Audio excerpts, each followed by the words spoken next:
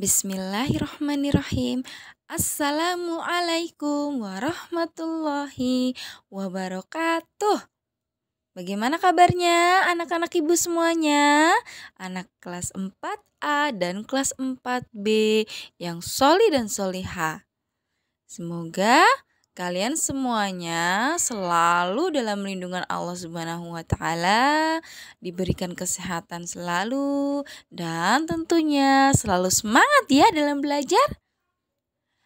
Oke, kita bertemu lagi dengan pelajaran tematik, yaitu masih dalam tema 1. Kali ini kita mau belajar apa ya? Ya, kali ini kita belajarnya tentang PKN.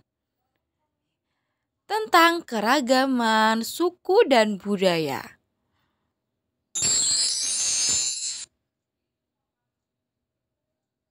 Nah, sebelum belajar, tentunya kita harus membaca doa terlebih dahulu.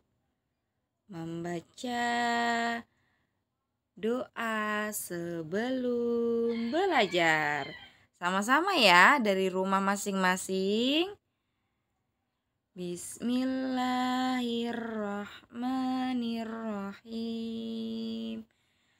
Allahumma ftah lana hikmataka wansyur alaina rahmataka min khadaini rahmatika ya arhamar rahimin.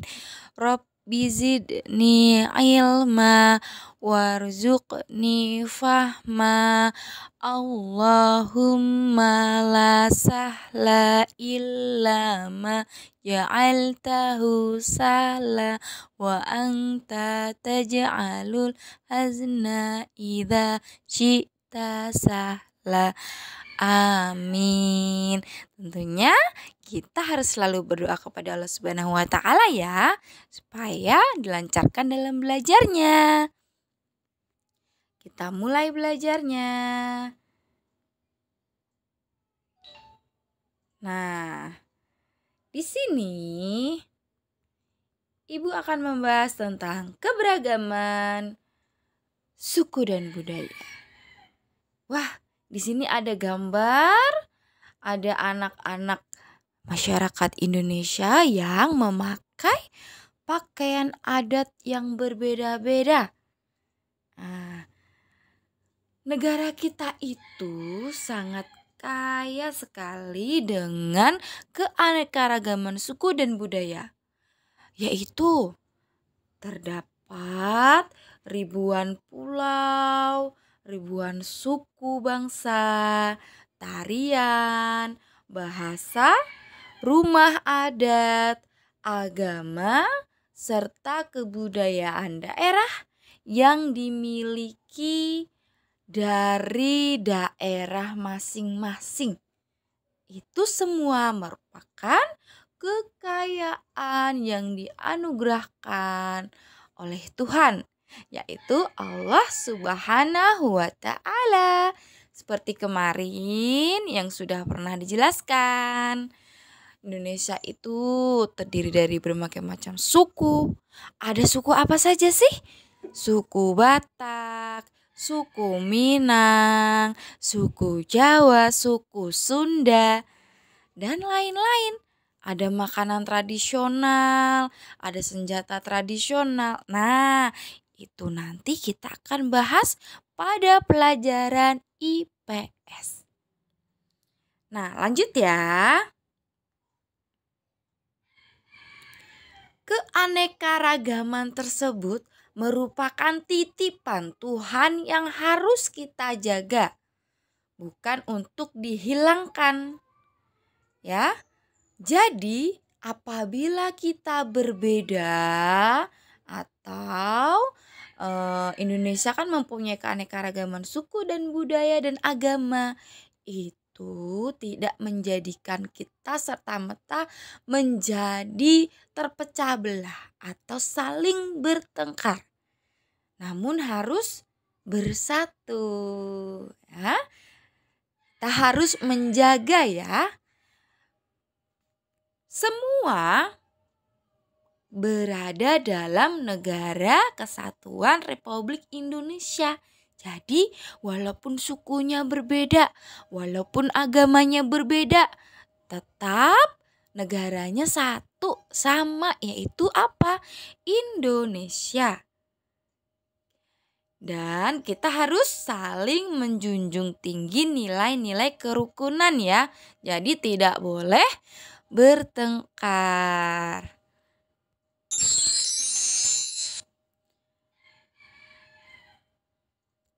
Lanjut.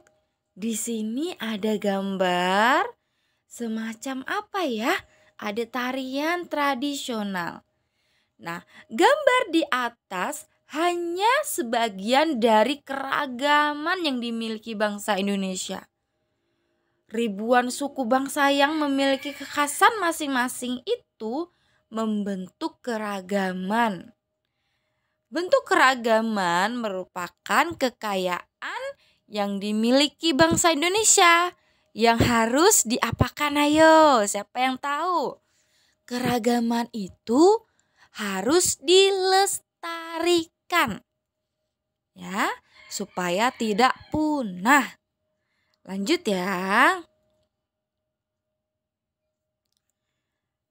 Negara Indonesia itu adalah negara kepulauan ya. Maka dari itu Indonesia mempunyai banyak sekali pulau yang terhampar dari Sabang sampai Merauke, dari barat sampai ke timur. Ya, setiap pulau memiliki suku bangsa dan budaya yang berbeda-beda. Bagaimanakah keragaman di Indonesia?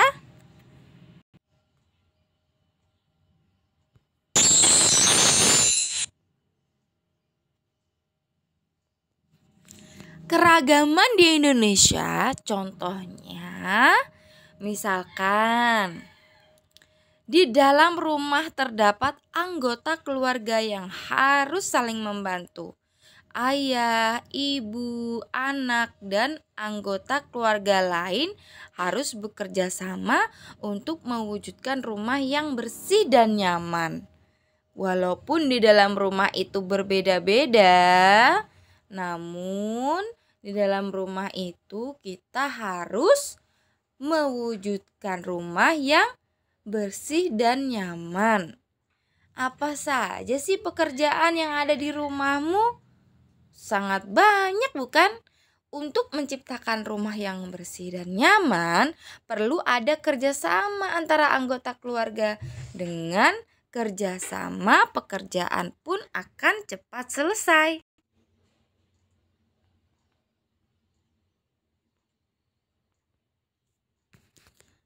Berikut adalah contoh kerjasama di lingkungan rumah, yaitu contohnya apa? Membersihkan kamar, menyapu lantai, mencuci piring, membantu memasak ibu, dan lain-lain. Jadi, di dalam rumah itu harus saling bekerja sama, saling membantu orang tua. Supaya apa kerjasama itu? Apa sih fungsinya kerjasama itu? Nanti akan Ibu jelaskan ya setelah kita mengamati gambar ini. Nah, jika kita berhasil menerapkan kerjasama dari lingkungan rumah terkecil, kemudian di sekolah, kita juga akan bisa melaksanakan kerjasama di lingkungan masyarakat. Masyarakat itu merupakan lingkungan yang lebih beragam sekali. Oleh karena itu, kita dituntut untuk lebih bersikap lapang dada, ya. Ini kira-kira kegiatan apa yang dilakukan di masyarakat? Ya, yaitu ronda malam alias siskampling. Gitu. lanjut ya. Nah, sekarang apa sih bentuk kerjasama yang ada di lingkungan masyarakat tempat tinggalmu itu? Kira-kira ada yang tahu nggak ya? Ya, kerjasamanya biasanya melakukan kegiatan siskamling, sistem keamanan lingkungan atau pos ronda untuk menjaga lingkungan di sekitar rumah kita. Nomor 2, gotong royong membangun rumah. Biasanya terdapat di daerah-daerah masih dijalankan teman-teman. Membangun rumah bareng-bareng gotong royong dan tidak dibayar. Nomor 3, kerjasama membersihkan got atau saluran air. Nomor 4, kerjasama membangun masjid. Itu merupakan contoh kerjasama di lingkungan masyarakat. Oke, baiklah. Nah, di sini tadi terdapat manfaat kerjasama, yaitu apa? Pekerjaan akan cepat selesai, terciptanya lingkungan yang aman, terciptanya rasa persatuan dan kesatuan, terciptanya hubungan yang baik dengan orang lain. Jadi, walaupun kita bermacam-macam suku dan budaya, atau walaupun Indonesia itu sangat beragam, nah, kita itu dapat menciptakan rasa persatuan dan kesatuan dengan cara kita bekerja sama.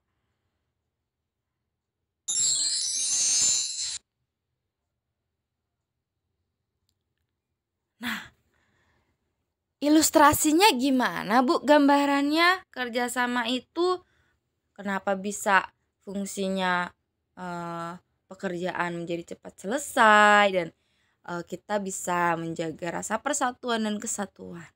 Coba kita baca. Apakah manfaat persatuan dan kesatuan? Untuk membuktikannya, coba lakukan kegiatan berikut ini. Nah, jika ada di rumah kalian lidi, kalau nggak ada nggak apa-apa. Lidi, kalian bisa ambil lidinya, ya. Lakukan kegiatan berikut ini, ya. Kemudian kegiatan 1, ambillah beberapa batang lidi. Kalian ngambil lidi beberapa. Nah, patahkan lidinya 1. Nah, 1 aja. 1 demi 1. Pernah nggak kalian mematahkan lidi? Kira-kira apa yang terjadi? Nah, lidinya pasti akan mudah dipatahkan, bukan? Ya, sangat mudah karena cuma 1. Nah, kegiatan yang kedua, apabila ada lidi yang banyak di rumah kalian masing-masing, coba ambillah beberapa lidi digabung, ya. Kemudian coba patahkan. Kira-kira apa sih yang akan terjadi kalau kita mau mematahkan beberapa lidi yang banyak terus kita mau patahkan? Ya, pasti akan susah sekali. Gambar 1, lidinya hanya 1, gampang sekali dipatahkan. Lidi 2, lidinya banyak, susah sekali dipatahkan. Apa artinya dari semua itu? Artinya jika kita sendiri, kita dapat dengan mudah terpecah belah atau dapat dengan mudah diserang oleh musuh. Tapi kalau kita banyak alias bersatu, ya. Jadi misalkan masyarakat Indonesia bersatu, yaitu sama-sama menjaga persatuan dan kesatuan, maka akan susah sekali diserang oleh musuh atau diserang oleh orang lain gitu. Jadi kita harus sama-sama saling menjaga persatuan dan kesatuan.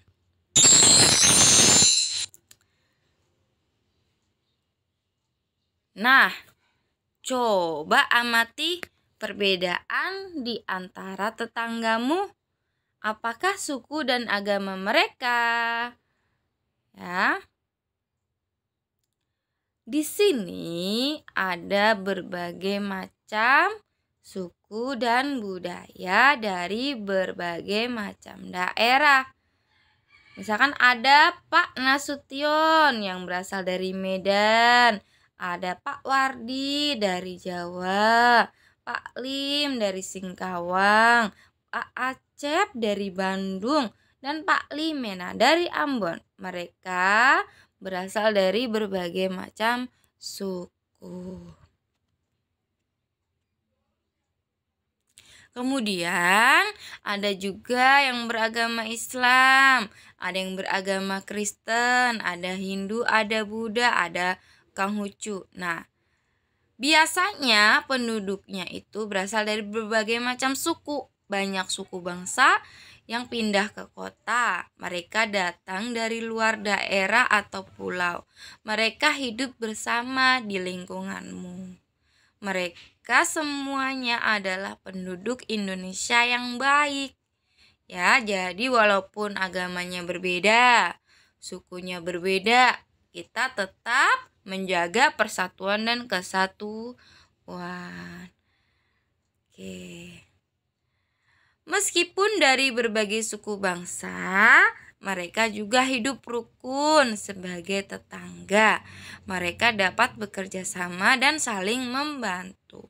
Itulah bentuk kerukunan antar tetangga yang berasal dari berbagai macam suku bangsa.